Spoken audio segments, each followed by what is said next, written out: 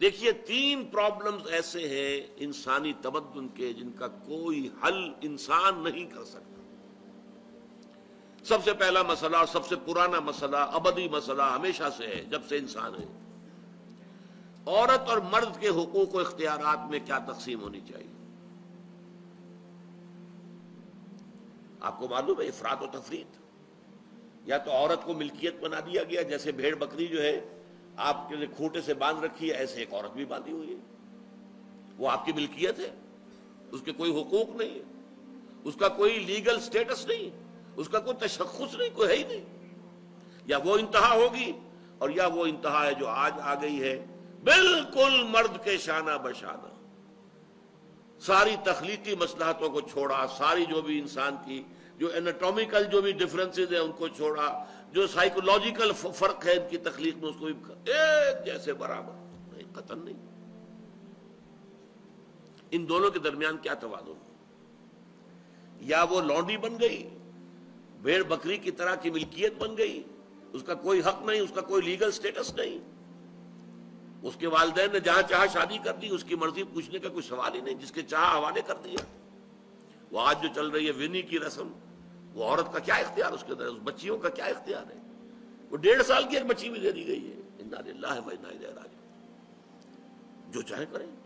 یہ تو ایک انتہا ہے۔ دوسری انتہا بالکل برابر، نتیجہ کیا نکلا ہے؟ بالکل برابر میں خاندانی نظام برباد ہو گیا، اس لیے کہ ایک ادارے کے 2 سربراہ برابر اختیار والے نہیں ہو سکتے۔ کسی محکمے کے 2 ڈائریکٹر ہو سکتے ہیں، کسی فرم کے مینیجنگ ڈائریکٹر 2 ہو سکتے ہیں، ڈائریکٹر 10 بنا لیں آپ، مینیجنگ ڈائریکٹر 1 ہوگا، کسی فرم کا چیئرمین 1 ہوگا، 2 نہیں ہو سکتے کسی بھی ادارے کی۔ اگر 2 بنا دیں گے فساد ہوگا، جھگڑا ہوگا، ان دونوں کے درمیان رساکشی ہوگی۔ یہی تو ہمارا سب سے بڑا مسئلہ بنا ہوا ہے۔ پاکستان کا مسئلہ کیا ہے؟ ہم نے پارلیمانی نظام اختیار کیا ہوا ہے، انتہائی بیہودہ نظام، غیر منطقی نظام۔ آپ نے 2 بڑی بڑی سیٹس کریٹ کر دی، ایک ہیڈ آف دی اسٹیٹ ہے، ایک ہیڈ آف دی گورنمنٹ ہے۔ اب ان دونوں کے درمیان حقوق اور فرائض اور اختیارات کا کیا تقسیم ہوگی؟ ہو ہی نہیں سکتی۔ یا سارا کچھ صدر کے پاس جائے گا اور وزیر اعظم جو ہے وہ جونیجو کی مانند وزیر اعظم بن جائے گا، یا سارا کچھ وزیر اعظم کے ہاتھ میں ہوگا اور صدر جو ہے چودھری فضل الہی بن جائے گا، کہ جس کو وہاں ان کی دیواروں پر لکھا گیا تھا رہا کرو انہیں، چودھری فضل الہی کو رہا کرو، یہی ہوگا۔ تو ایک گھر کے 2 جو ہے 2 سربراہ نہیں ہو سکتے، خاندانی ادارہ تباہ ہو چکا ہے۔ اور جیسے کہ یہ آپ کو کہاوت ہے کہ جس بلی کی دم کٹ جائے وہ چاہتی ہے کہ تمام بلیوں کی دمیں کٹ جائیں۔ یورپ میں، امریکہ میں برباد ہو گیا خاندانی ادارہ، آج وہ تلے ہوئے ہیں کہ مشرق میں اور خاص طور پر مسلمان ممالک میں ابھی اگر کچھ انٹیکٹ ہے یہ خاندانی ادارہ، کچھ خاندانی اقدار ہیں جو برقرار ہیں، کچھ والدین کی عزت اور عظمت اور کچھ ان کا احترام اور ادب اور خدمت کا مادہ ہے جو برقرار ہے۔ چاہتے ہیں کہ ختم ہو جائے، تباہ و برباد ہو جائے۔ والدین بوڑھے ہو گئے تو پھینکو ان کو اولڈ ایج ہاؤسز کے اندر، اولڈ ہاؤسز میں، گھر میں کائے کو رکھنا ہے؟ نوجوان جوڑا ہے، اس کے خامخواہ ان کی خواہشات اور ان کے معمولات میں بیچ میں آڑے آنا۔ بوڑھی ماں جو ہے بولے بغیر رہے گی نہیں، دنگا فساد ہوگا تو رکھو اس کو وہاں پر اولڈ ہاؤس کے اندر، اللہ اللہ خیر سمجھ۔ یہ ہے اصل میں مسئلہ۔ اب عورت اور مرد کے درمیان کیا توازن ہو، انسان نہیں سوچ سکتا۔ دیکھیے انسان یا مرد ہوگا یا عورت ہوگی۔ مرد سوچے گا تو وہ اپنے اعتبار سے سوچے گا، عورت کی نفسیات کیا ہے، عورت کے احساسات کیا ہیں، اس کو کیا پتا۔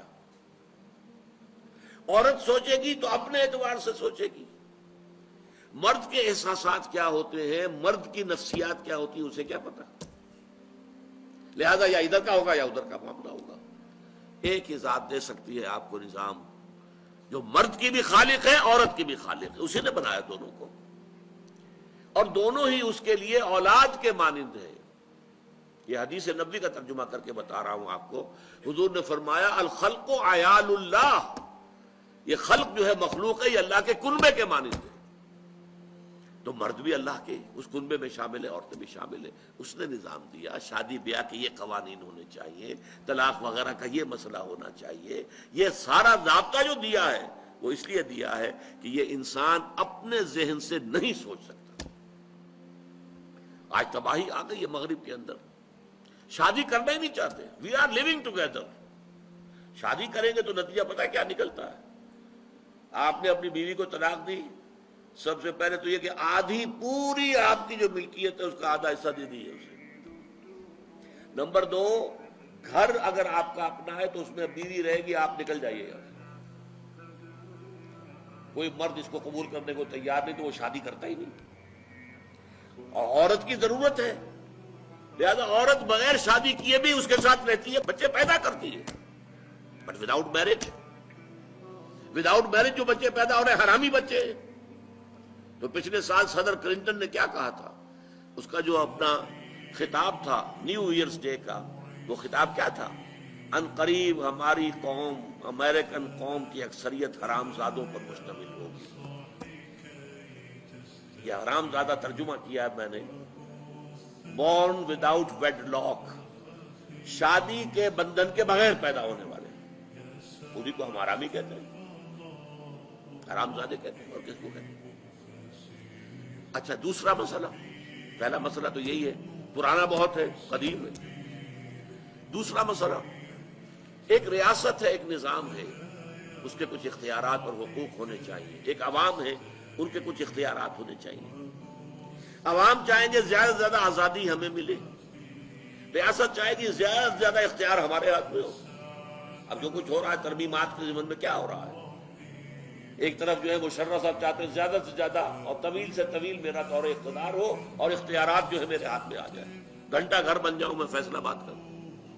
ساری کوشش ان کی ہے. اور یہ ARD وغیرہ کیا کر رہی ہے کہ نہیں، حقوق عوام کے ہاتھ میں آنے چاہیے.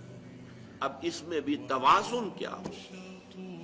یا ٹوٹلیٹیرین سٹیٹ وجود میں آ جاتی ہے جو رشیا میں تھی، USSR میں تھی، عوام کے کوئی حقوق نہیں، no freedom of speech, no freedom of association.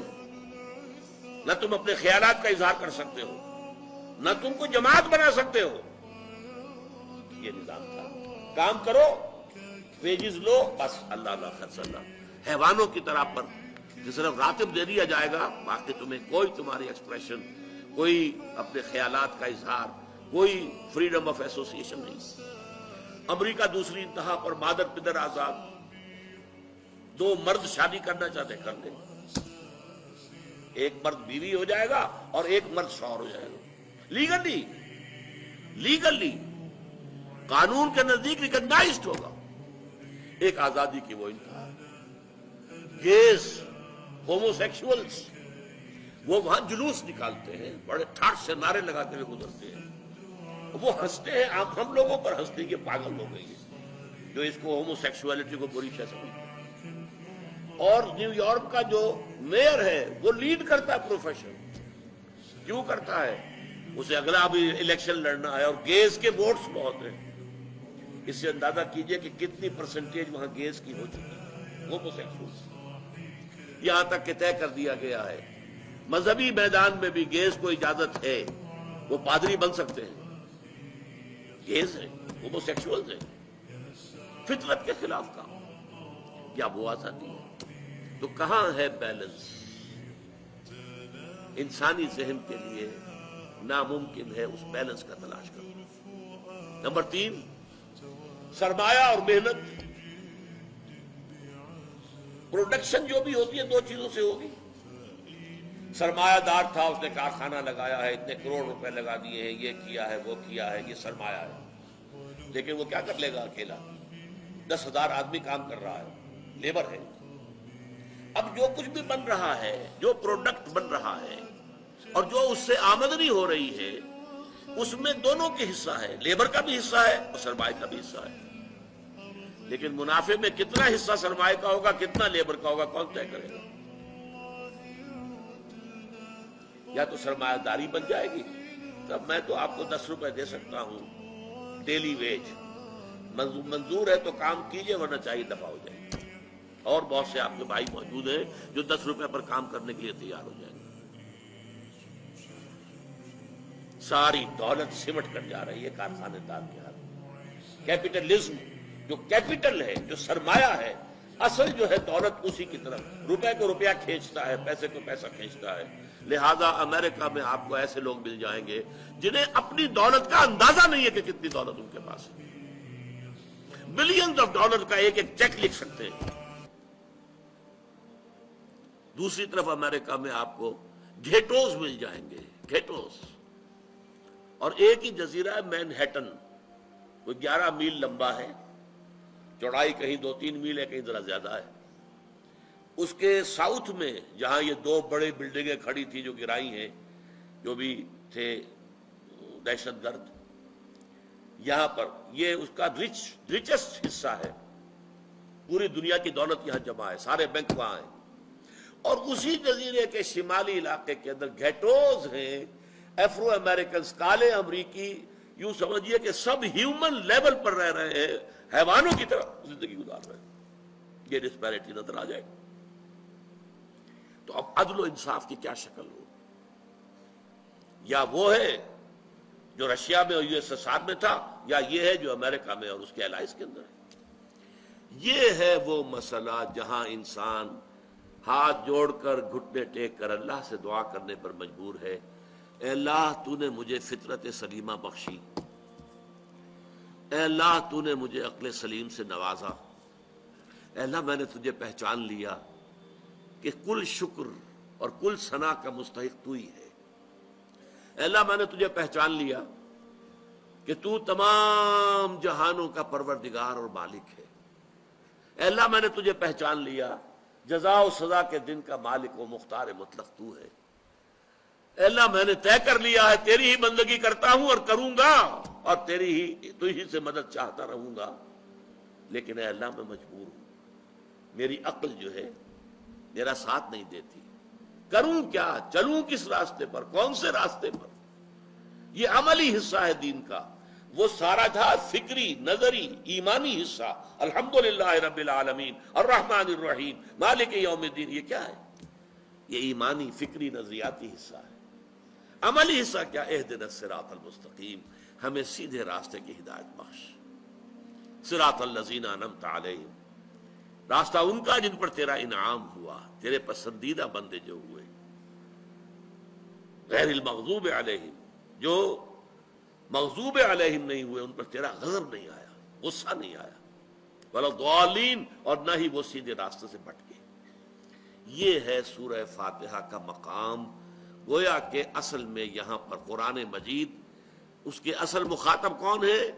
وہ سلیم الفطرت لوگ، وہ سلیم العقل لوگ، جنہیں قرآن کہیں کہتا ہے الذین یعقلون، کہیں کہتا ہے الذین یفقہون، کہیں کہتا ہے اولو الالباب، ہوش مند لوگ۔